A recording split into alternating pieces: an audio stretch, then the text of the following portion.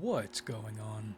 Boys, thanks to our patrons and Fiverr customers, subscribe to our Patreon free for behind the scenes stuff. Arm yourselves, life stuff.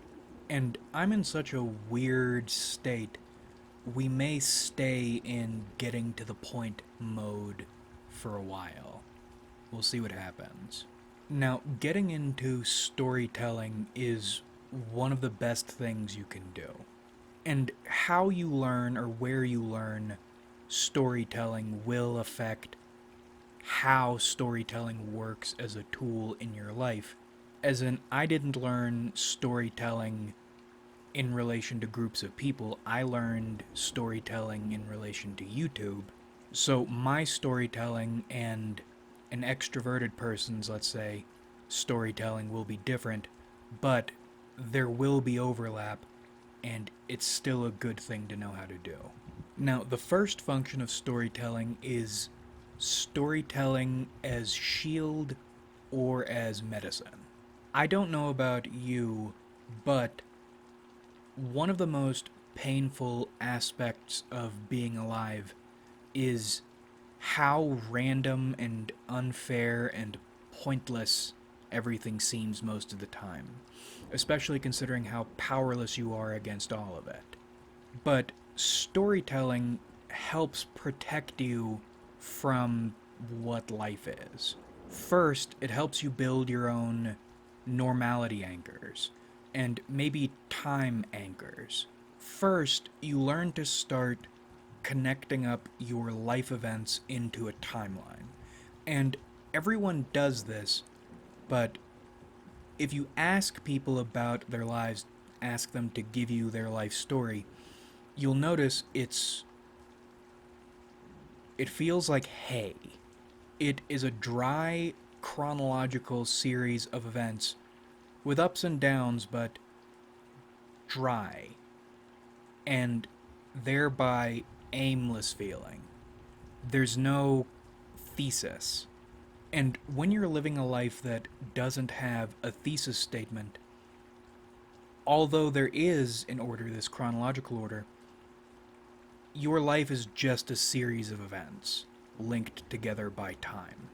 Whereas when you practice storytelling and you have a thesis statement, all the parts of your life begin to feel like they matter.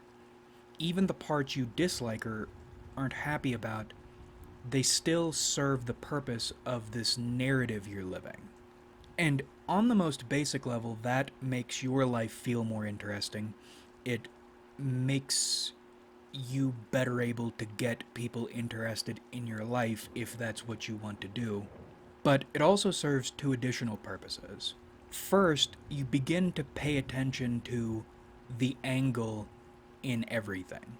And you also become aware everything has an angle, meaning there is no meaningless or purely negative event in your life. Because even the worst moments make for gripping stories. You take something dreadful and turn it into a resource. And you also train yourself to look for ways to make these events into resources by finding those angles, meaning you're paying much closer attention to your life. Things begin to matter more to you.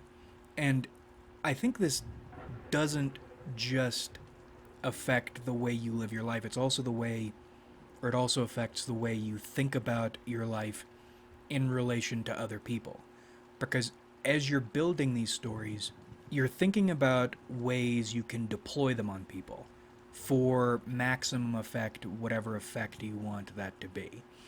But to do that, you need to know the ebbs and flows of other people's lives.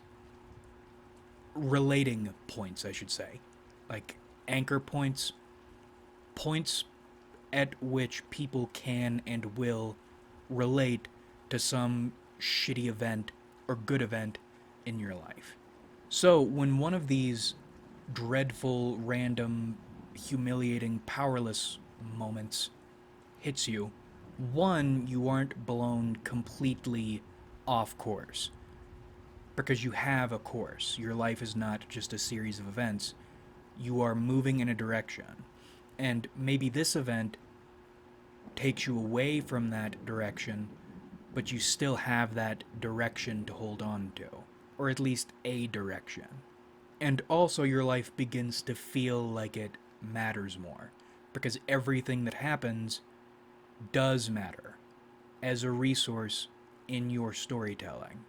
And I don't know why this is, but it seems like when you're invested in your life as a story type shit happens more often. Maybe that's just the perception of it, but life gets more interesting the better you're able to spin it.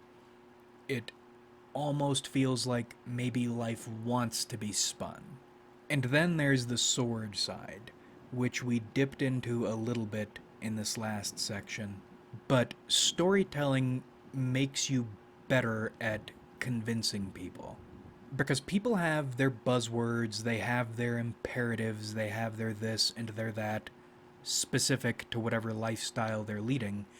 And if you go outside those, there will be issues, but you don't really get a bunch of points for staying within them. What you get a lot of points for is being able to tell good stories within these confines.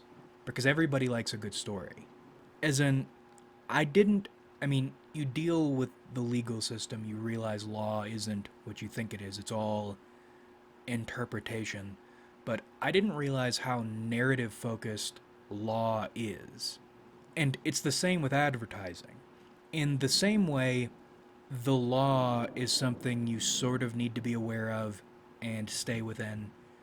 The product you're trying to sell in advertising is a lot less important than you'd think it'd be.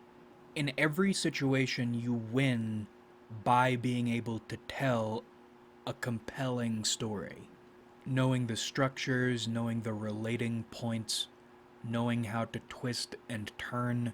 And what is your favorite part about meeting new people? It's the stories they have to tell. And every day it seems more and more like, well, the saying is always, it's not what you know, it's who you know. You already know that's the case, but really, what you know doesn't mean shit. Who you know is everything. And what is the best way to know people? Being good at telling stories. And if you get really good at it, sometimes you feel like you're on the storyteller circuit. The person you've impressed here may not be the one to help you, but maybe they're very extroverted. Maybe they like networking. They will get you in touch with somebody based on your storytelling alone. So if you're looking to develop a skill, consider learning storytelling. It does a lot more than just tells stories. And anonymous vlogging is a good place to start to get you into that mindset, if you aren't already there. Like if you enjoyed, subscribe if you haven't.